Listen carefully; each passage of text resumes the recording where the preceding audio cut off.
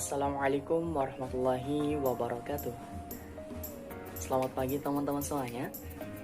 Pergi ke kebun bersama paman. Di kebun mencari rambutan. Salam hormat saya ucapkan. Bolehkah kita saling berkenalan? Sebelumnya perkenalkan, nama saya Reviana dari kelas Biologi B semester 3 dengan nomor induk mahasiswa 20081060049. Saya di sini akan menjelaskan terkait hasil review mengenai gangguan sistem pencernaan. Makan merupakan suatu kebutuhan yang harus terpenuhi oleh setiap manusia. Karena dengan makan, kita mendapatkan suatu nutrisi maupun karbohidrat, protein, vitamin, dan sebagainya. Namun, tahukah Anda, ada bakteri yang mengintai apabila kita mengonsumsi makanan yang tidak sehat.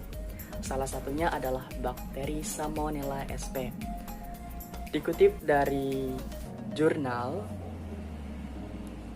Ekologi Kesehatan yang ditulis oleh Halimatusa Dia dan kawan-kawan pada tahun 2018 terkait kejadian gastroenteritis dan faktor penyebabnya pada siswa sekolah dasar di Kelurahan Beji Timur, Kota Depok.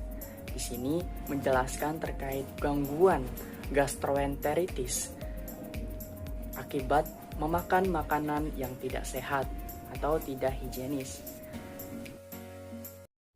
Nah, teman-teman, tahukah Anda terkait penyakit gangguan sistem pencernaan yaitu gastroenteritis? Ya, gastroenteritis adalah peradangan pada lapisan saluran pencernaan yang ditandai dengan diare atau muntah. Salah satu penyebabnya adalah mengkonsumsi makanan yang tidak sehat atau tidak higienis. Makanan jajanan yang tidak sehat dapat berbahaya bagi kesehatan, sehingga dapat menimbulkan gangguan kesehatan, terutama pada anak usia sekolah. Pada akhirnya dapat menimbulkan gangguan kesehatan, menurunkan kualitas tumbuh kembang untuk dapat menjadi sumber daya manusia yang produktif. Ciri-ciri penyakit gastroenteritis yang disebabkan oleh bakteri Salmonella sp yaitu diare, demam, sakit kepala, muntah, sakit pada bagian abdomen yang terjadi selama 2-5 hari, dan gejala lain yaitu kehilangan cairan dan kehilangan keseimbangan elektrolit.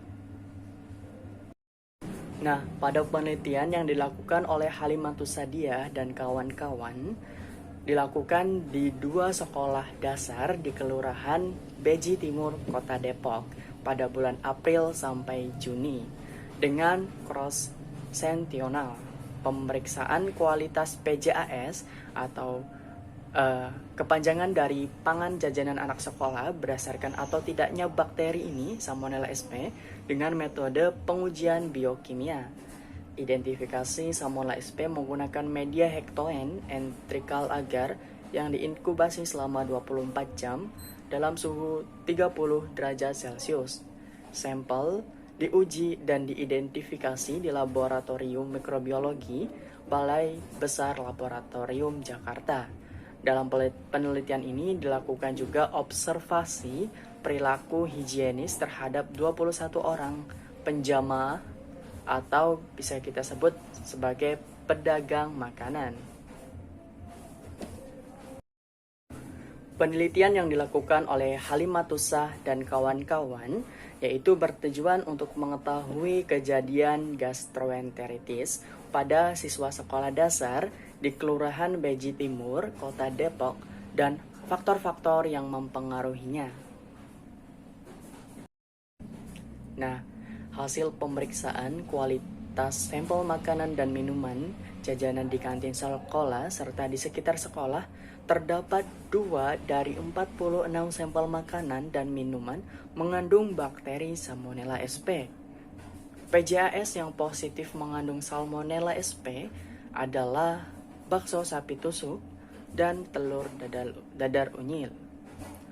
Proporsi siswa terhadap variabel faktor resiko meliputi yang pertama, riwayat mengkonsumsi makanan yang terkontaminasi Salmonella SP.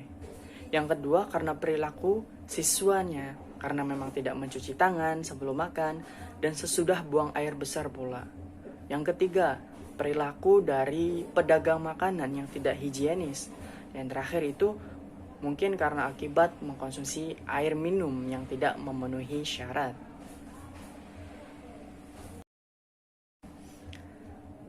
Hasil uji Chi-Square menunjukkan terdapat hubungan yang bermakna antara riwayat siswa mengonsumsi makanan jajanan yang terkontaminasi Salmonella SP dengan kejadian gastroenteritis pada siswa.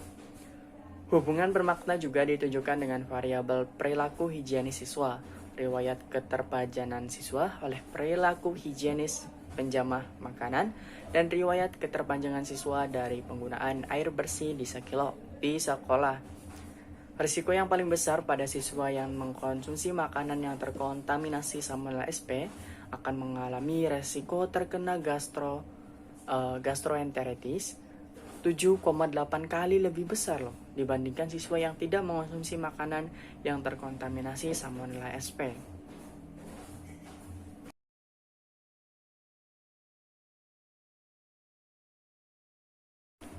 Upaya dalam mencegah terjadinya gangguan gastroenteritis pada siswa SD yaitu orang tua harus mengawasi makanan yang dikonsumsi oleh anak. Untuk mengurangi keterpajanan terhadap makanan jajanan, orang tua perlu mengurangi kebiasaan jajan pada anak agar tidak terjadi ketagihan jajan. Menerapkan kebiasaan sarapan pagi sebelum berangkat sekolah dan membiasakan anak membawa bekal makanan dari rumah dengan menu yang bervariasi sehingga anak tidak merasa bosan dan tidak mau jajan gitulah. Kemudian sekolah perlu meningkatkan peranan guru dalam mengawasi kantin sekolah melalui kegiatan usaha kesehatan sekolah, yaitu dengan cara mengawasi pangan apa yang dijual, mengenai kebersihan kantin dan memberikan pengertian serta pengetahuan kepada siswa mengenai dampak negatif yang timbul apabila jajan di sembarang tempat. Jadi kesimpulan yang dapat saya simpulkan yaitu penyakit gastroenteritis muncul akibat terkontaminasi bakteri Salmonella SP. Proporsi siswa terhadap variabel faktor resiko meliputi yang pertama, mengonsumsi makanan yang terkontaminasi Salmonella SP.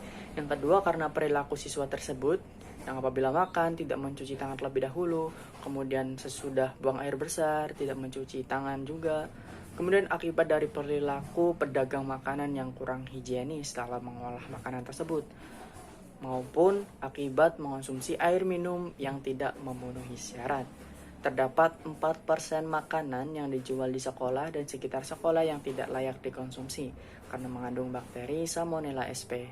Peran orang tua dan guru di sekolah menjadi salah satu upaya pencegahan penyakit gastroenteritis pada anak.